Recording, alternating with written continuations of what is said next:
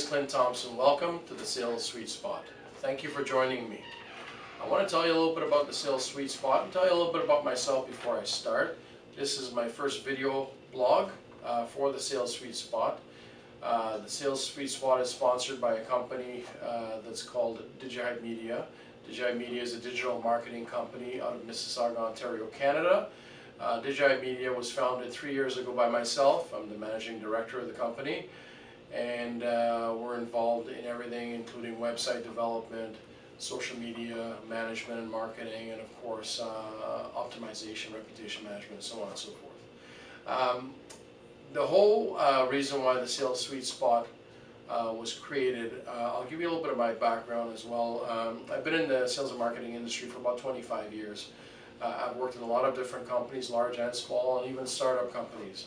I've been involved with product development and product launches and training development, and in on the street and ground level training and selling.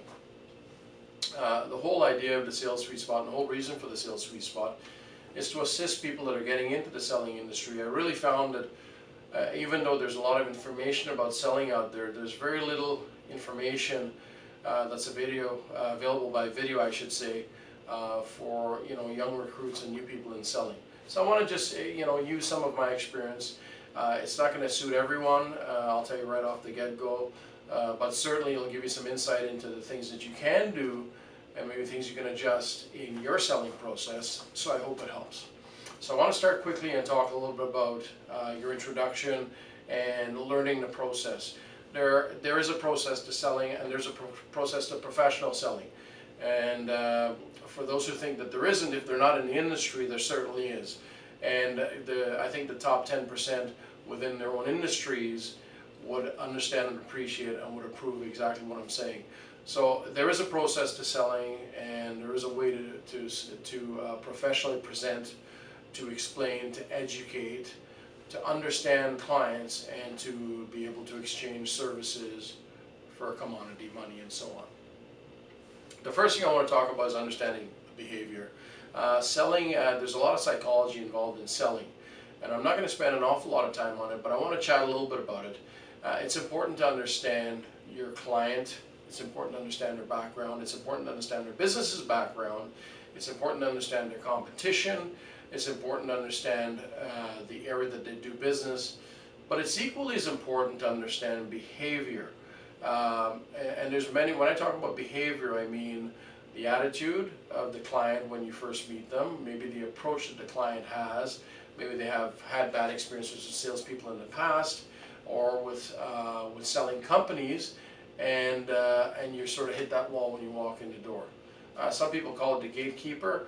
I would say that many people that have had bad experiences with purchasing products or services in the past would have a negative feeling when they go talk to somebody who's in sales. So I want to talk a little bit about that. Also, I want to talk about feelings for them, feelings for yourself in general, and I think how that reflects on a client, a client communication between you and them. I'm also going to talk about something that's near and dear to me, but something that in a lot of opinions is old school, which is dressing for success. But I'm going to leave that till near the end. And I want to also talk a little bit about things like showing empathy, different things like greetings, simple little things like smiling. I want to chat a little bit about that as well. So let's start off at the beginning, understanding behavior. I'll give you an example. Years ago, walked into a client's office. The client was a body shop. The customer was brought in by my I was brought in by my sales rep who couldn't close the deal. We walked into the client's office. They were a body shop.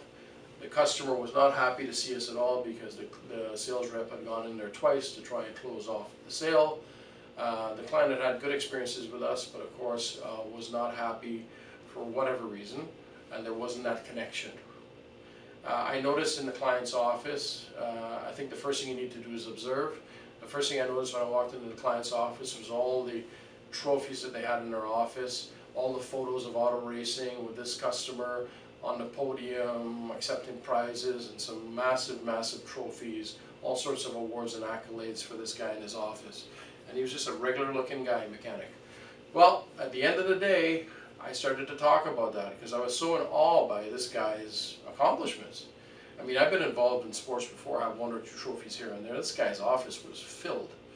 So we talked about that. The minute I did that, this guy opened up, told me all about himself, all about his history, and I truly was happy to hear about his history.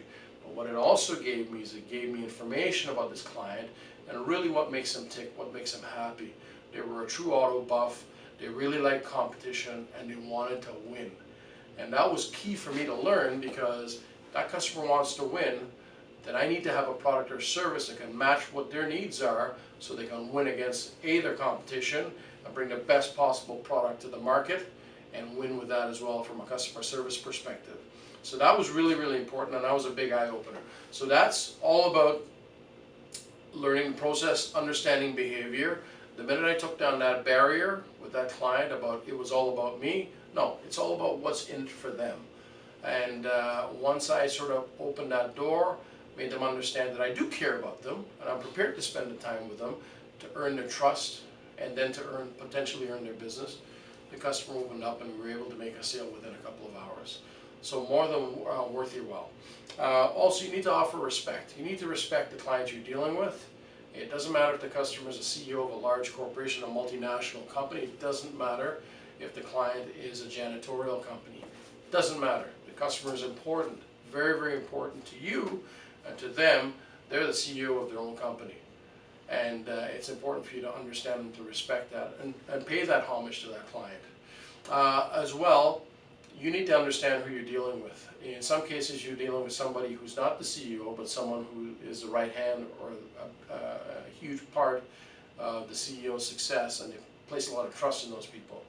So if you get close to those people, close enough that they do trust you, they will give you an opportunity to meet with the customer and to meet them face to face. And if you have that client or that right-hand person on your side, you're going to have a second voice beyond yourself about your product or service, and that's going to help you.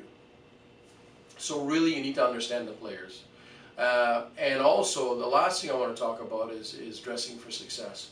I've been in a lot of situations and scenarios with sales reps and with sales professionals all around who've been into clients to see clients, and we live in Canada, so the weather is always up and down. In the summertime, it gets very, very hot, and some days it's very, very cool. So I tend to wear a suit. I don't wear a tie. I haven't worn a tie in probably 10 years. But at the end of the day, I tend to wear a suit, or at least I wear a dress shirt with a pair of dress pants. I know it sounds very old-fashioned, very hokey, but I will tell you this. I've been in scenarios where I've had sales reps that couldn't close deals. I've gone in there, and they've gone in with their golf shirt and their slacks on and their comfortable shoes. And the minute I walk in there, the client takes notice, not because of anything other than the fact that I have taken the time to present myself in a professional manner, and the client will listen. So very, very important for you to know. So that's our first video blog. I want to thank you for watching. We're going to have a lot more available to you that you can certainly look at. Please share with your friends on social media, on Twitter, on Facebook, on Instagram, and of course on LinkedIn. And we'll see you soon for some more information. Check out our site at salessweetspot.com. Also check out our partnership site at digihypemedia.ca for all your digital marketing needs. Thanks so much. I'm Clint Thompson, and we'll see you again. Cheers.